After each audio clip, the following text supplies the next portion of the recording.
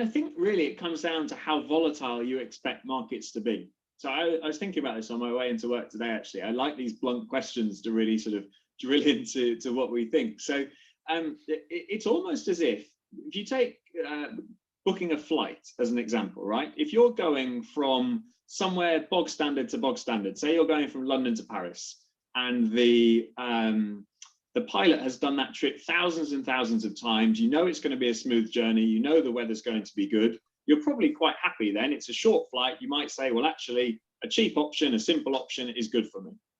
Whereas if you're flying into somewhere in a complex mountain range in bad weather, then it's probably the kind of time where you're not thinking, oh, well, I'll save that extra 10 or 15 pounds on the flight.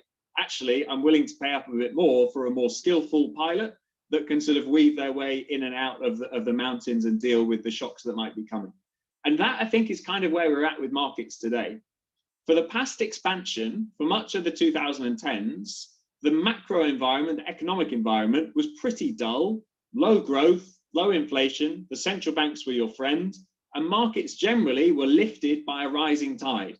There wasn't that big a dispersion in terms of returns or sectors or the companies that were working, and therefore passive funds became very popular.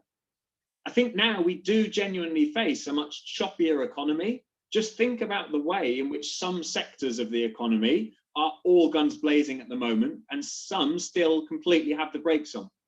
Think about the way in which governments have been able to go from everyone being out shopping one day to shutting the high street the next day.